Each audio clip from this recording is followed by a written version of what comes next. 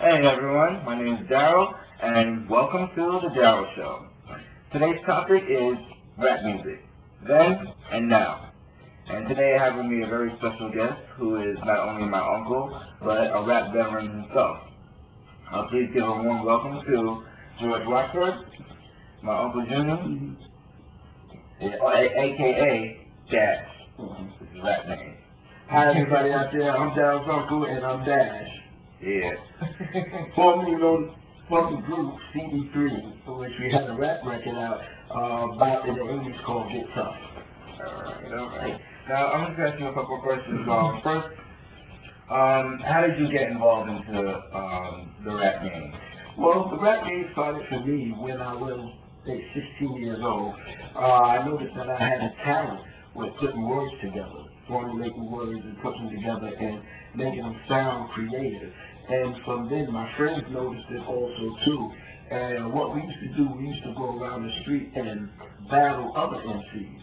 And while battling other MCs, I found out that this the gift that I had, it just materialized into something that other teenagers my age at that time was really into, you know. So battling really brought rap to me to the forefront. All right. The rap music back then is a whole lot different than it is now. Right. Today you have all this gangster rap, and all that, and back then, it was just, having fun. Talking about, some songs where you just having fun, and there was other songs where, it talks about what's going on in the world, political songs. So, how, in your own words, how does it change? What's different from then and now? What is your view on how rap changed? Well, my view is that the message from then and now has changed dramatically a lot.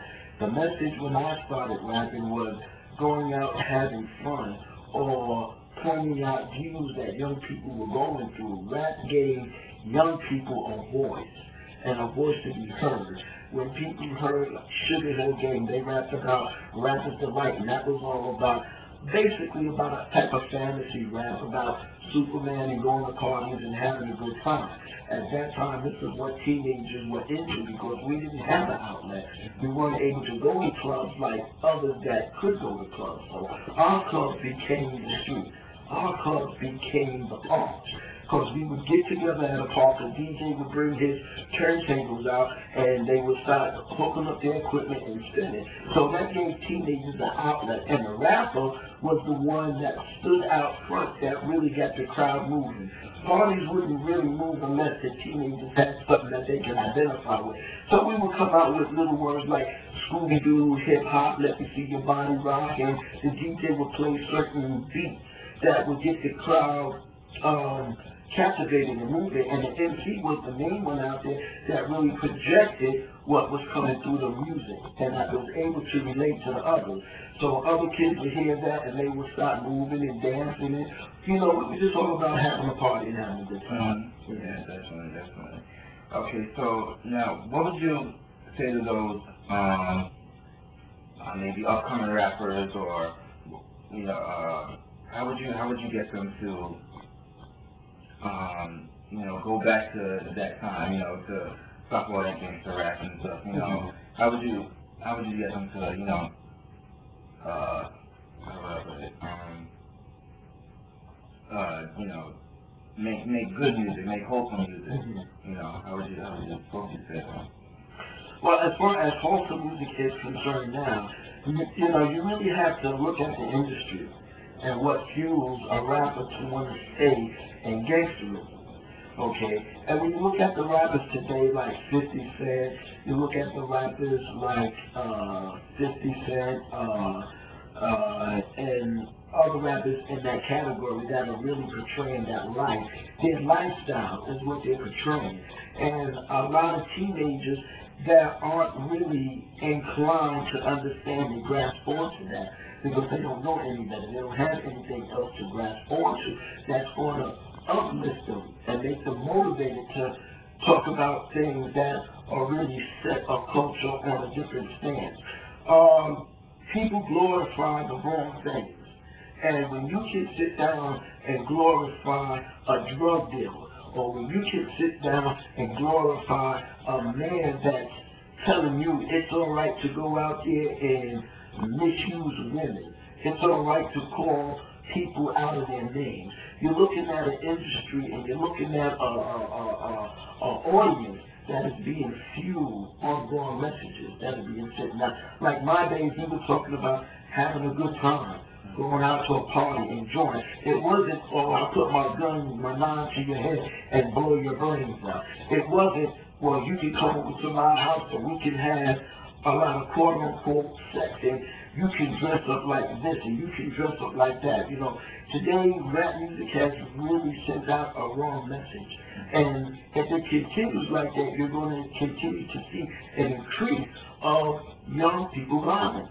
More people are dying today because of wrong messages that have been sent out through rap music, through the gangster population of rap music. You know, Snoop Doggy Dogg, and they came out with The Climb, which was a party type, but it was a type of a gangsterism. And when you look at that type of music, you really have to get into the message that the rappers are singing out. Okay, if a rapper can sit there and say, I can pull out my 9mm and blow your brains out, and then run around and sell drugs, you know, what are you sending out to the young people, the young youth of the day that are coming up? They really don't have anybody positive to look at. You know, Will Smith, he's a rapper that came out in my era, and everything he talks about is on a positive nature. But today, the street average kid doesn't want to hear that because he figure, oh, Will is soft. I don't want to listen to that. Why not listen to that instead of listening to somebody that's trying, you know, Will is all about trying to uplift the teenagers' mind and the young people's mind. These rappers are all about trying to keep you bound into slavery. You know, and a mental type of slavery that can only lead two ways: prison or the grave. Are you still doing music now, or do you have something for the future? Mm-hmm. And if so, has that changed? And how has it changed? Well, with me, I have plans for the future to come back, but on a different level. The level that I'm trying to reach the teenagers today is on a spiritual level, to introduce them to a new way of living. And that can only come through the love of Christ.